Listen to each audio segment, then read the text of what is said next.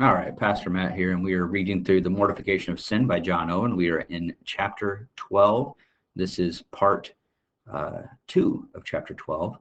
Last time we ended, he was discussing the greatness of God as being, and holding ourselves in comparison to that as a direction in our mortification of sin and the destroying of our pride.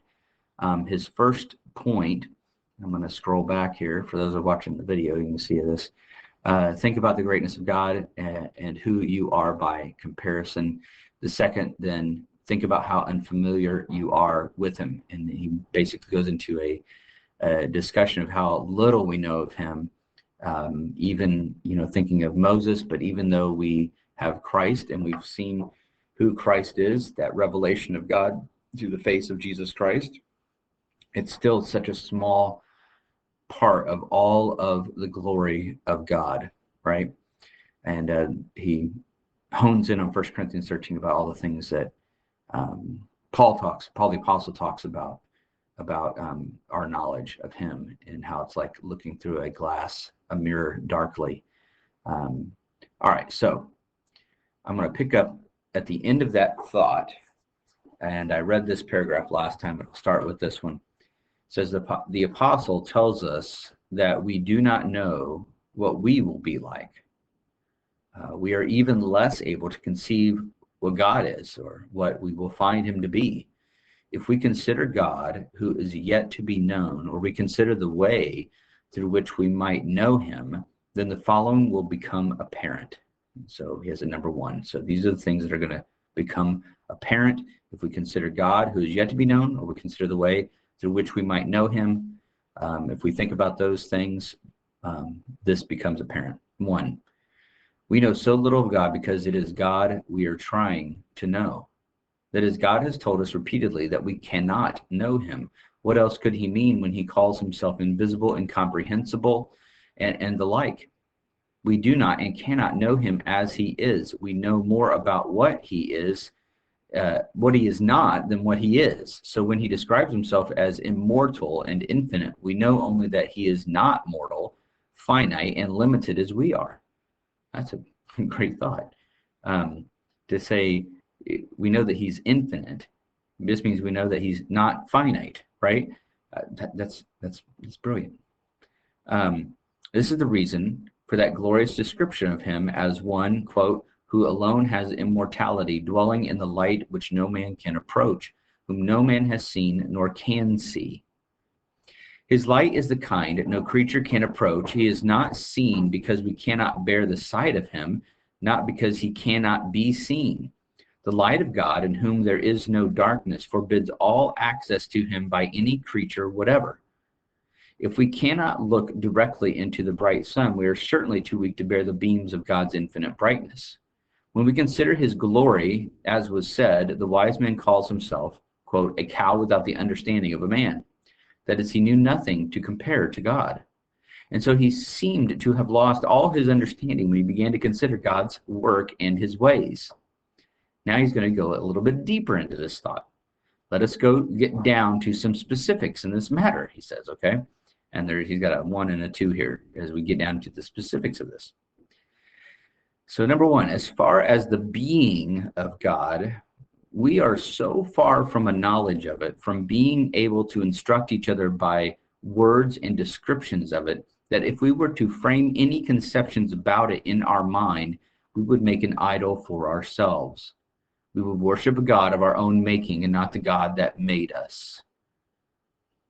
We may as well carve him out. Hang on, I got to underline that. We would worship a God of our own making and not the God that made us. We may as well carve him out of wood or stone as try to form an image in our minds. The best we can do with our thoughts of the being of God is to have no thoughts of it. Our knowledge of a being is worthless when all we know is that we do not know it. Okay, number 2. There are some things about God which he taught us to speak of, okay, and to control our speech concerning.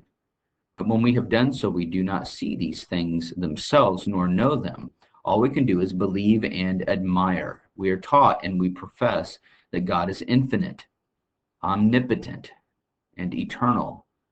We know what arguments and theories arise concerning infinity, omnipresence, immensity, and eternity.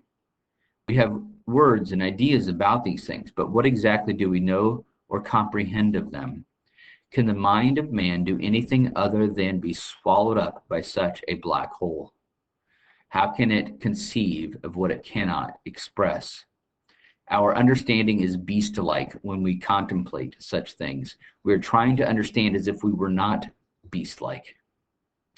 The best our understanding can do is not to understand and to rest there. We only have a glimpse of the back of eternity and infiniteness. What can I say about the Trinity, or how distinct persons can have the same individual essence? It is a mystery that many deny because they cannot understand it. Who can describe the generation of the Son, the procession of the Spirit, or the difference between them? But I will not go any farther in particulars. That infinite and inconceivable distance between God and us keeps us in the dark. We have no sight of his face, nor clear understanding of his perfection. We know God more by what he does than by what he is, more by doing us good than by his essential goodness. As Job puts it, how small a portion of him is heard by all this. Now he has a number 2 that goes back to the number 1 where the first dig down, right? We know so little of God because it is God we are trying to know.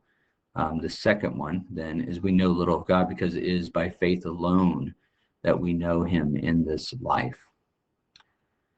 I will not talk about nature impressing the hearts of all men with the knowledge that there is a God, nor will I discuss whether men may be rationally taught concerning God from the works of his creation and providence. They can see and behold it, but it has been the regrettable experience of all ages that no one ever glorified God as they ought to based on these evidences.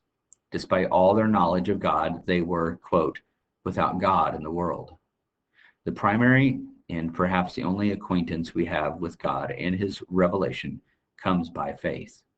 One who comes to God must believe that God exists and that he rewards those who diligently seek him. Our knowledge of him and of his rewards come by believing. It is the foundation of our coming to him and of our obedience. We walk by faith and not by sight. It is by faith so that we will not have any express idea, image, or form of the one in whom we believe. Faith is all the proof we have of, quote, things not seen.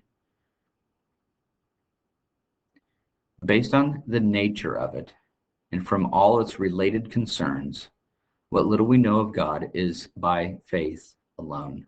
As to the source of our faith, it is built purely on the testimony of him whom we have not seen. As the apostle asks, how can you love him whom you have not seen? That is, how can you love someone whom you know only by faith? Faith accepts everything, including Christ, based on his testimony alone.